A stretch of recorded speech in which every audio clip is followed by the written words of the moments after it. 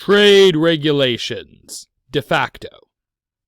So last class we reviewed the legal parameters about what are the U.S. government's prerogatives dealing with the types of trade. And the main issue comes that the U.S. government is vaguely limited. In fact, under the Constitution, the United States government is not really supposed to do a whole lot with trade. See, officially, interstate trade is, first of all, intrastate trade is not to be limited at all. Interstate trade, there are ways to limit it and control it, but not as much. And international trade, that's where the government really has a lot more leeway in terms of regulation. Now, let's talk about the do now. So today I want you, why do you think there are large divergences, large differences between de facto and de jure versions of systems? So take a moment, meditate on that, write it down in your notes. I am going to be looking for your responses to these kind of questions when we get back. So, what I want you to here's the deal, right? The reason why I asked this question is because of this very simple issue, right? The reason has a lot to do with the fact that is that for de jure to turn into de facto, you have to have enforcement. So you may have rules that exist on the books, but are seldom, if ever, enforced. And in the world of what actually happens, there's a lot more room for personal motivations and personal variances that might not exist according to the letter of the law. So Congress, right? So the American people are represented by Congress. This is kind of, right? You may remember this from your government class, right? Bicameral legislature consisting of 100 senators who serve 6 years apiece. But they do this in sets of 3. So a third of the Senate will be up for election at any given time. And then the next third and the next third. So that you never have a situation where the entire Senate is replaced in one single shot. Then there are 435 representatives who each serve for 2 years. Now, senators represent entire states, whereas representatives represent congressional districts, which are geographically small areas, seldom larger than a couple of counties, right? In New York City, they're actually much smaller, often maybe only encompassing a few blocks or a mile or two of actual geographic area. Congressional representatives spend a great deal of time planning for future elections. In fact, it's estimated that for the average representative, those who serve 2 years, about half of their time is spent not doing the job they were elected to do, but working on their re-election campaign, whether it's actually campaigning or whether it's securing the support of donors or things of that, setting up, strategies for how to post their ads and stuff like that. Those kind of things, right? That occupies half their time. It would be like me getting hired to do a job here and then spending half of my time working on crafting my resume, cover letter, and business cards to get ready for the next job that I apply to. Right? That'd be weird. Anyway, one thing that helps with Congress is the issue of special interest groups. Right? Now, the big thing that happens here is remember, Congress makes the laws which regulate the trade. So they are in charge of the de jure. Now, they are approached by what are called special interest groups, which are organizations representing certain ideological positions, industries, etc. And that's how we get these special interest groups, right? So, for example, Planned Parenthood is an interest group. Knights of Columbus is an interest group. Americans for Responsible Tax, etc., interest group. All of them are interest groups. These organizations exist to try to do one thing: sway Congress and the wider American government. That's what they're there for. Their job, you're a lobbyist with a special interest group, what you get paid to do is to talk to people in government. Your job is to go to presidents, senators, representatives, governors, etc., state representatives in the state legislature, etc., and try to convince them either by persuasion or through some less than up and up means to support your position. Now, interest groups come in a wide variety of shapes and colors, and different interest groups have varying resources, and therewith varying levels of control over Congress, right? So you may have some interest groups that have very deep pockets, who can afford to make large contributions and can afford a lot of influence. Others are comparatively small, and so their interest is not terribly extensive.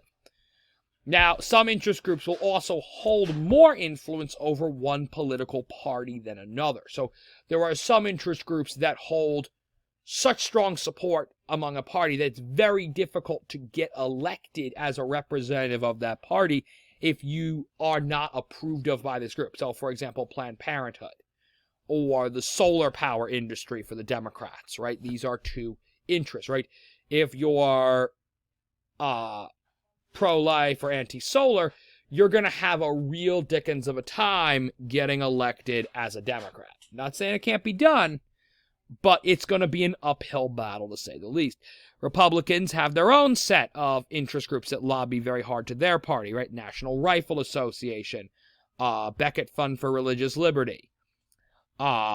These are also a pair of groups that, if you have an F rating from the NRA, you're going to have a real tough time running on a Republican platform.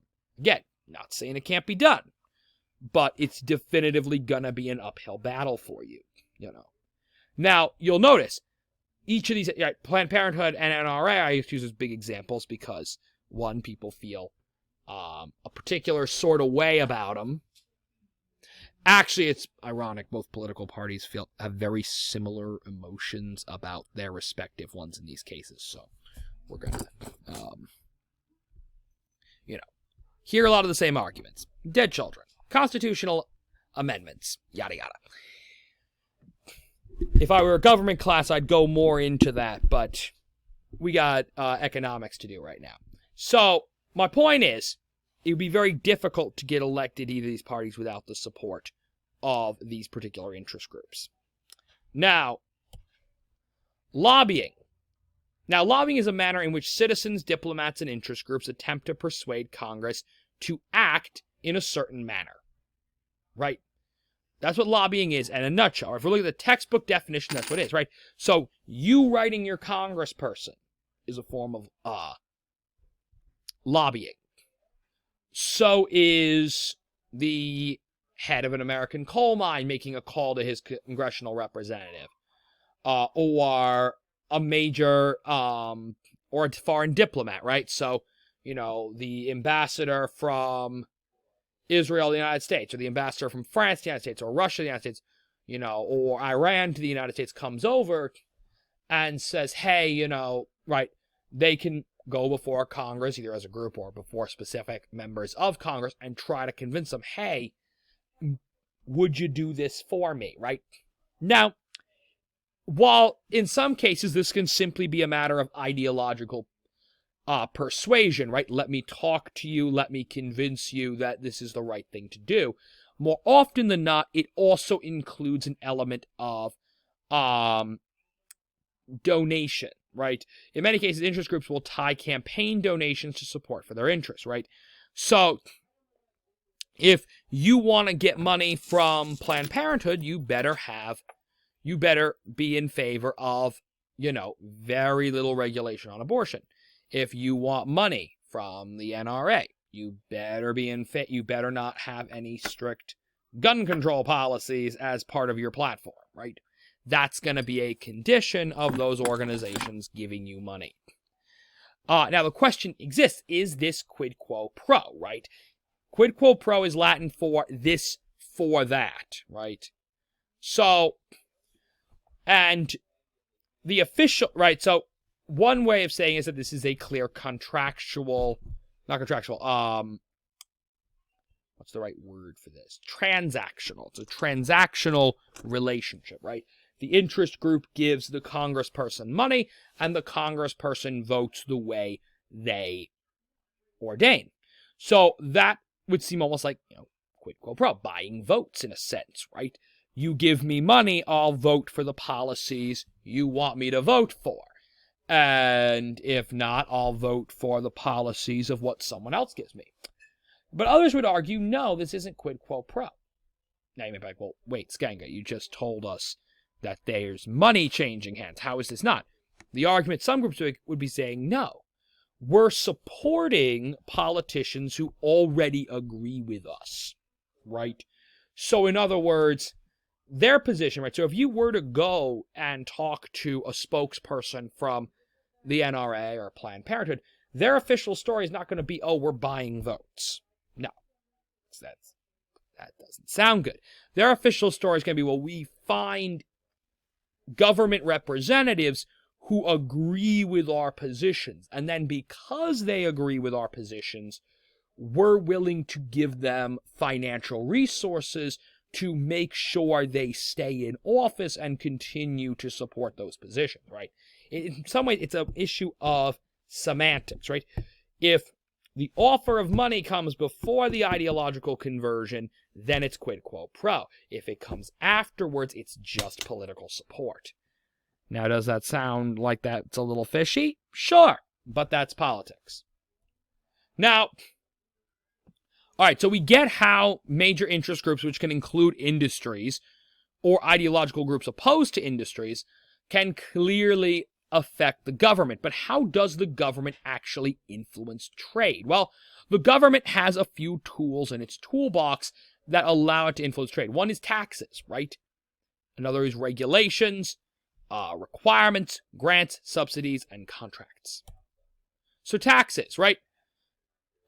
These can include excise taxes, which are often placed upon goods to make them less desirable to purchase, i.e. the tobacco tax, right? How many times do you go past a gas station and you see a sign that says tobacco sold at state minimum? What that means is with the taxes placed on it, there's a certain degree to which a company really can't mark it down much more, or else the company would owe the government a substantial sum of money from unpaid taxes. So this is an example of a good where, right, so it's trying not to make the good less desirable. So if you're a government official and you've been convinced, so let's say you're approached by an anti-gun group.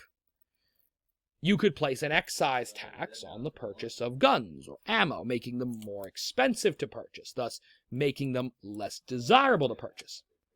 You also have tariffs, which are protective taxes used to safeguard domestic industry against foreign competition, right? A tax on foreign-made goods, right?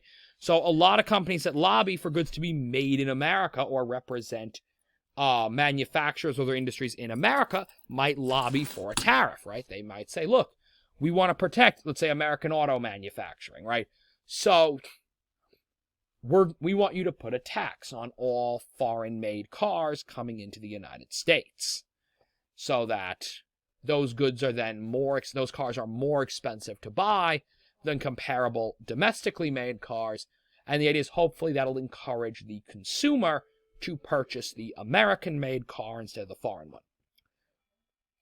The government also holds the power of tax exemptions, which permit individuals or firms not to pay a certain amount of taxes, or not to pay certain taxes, right?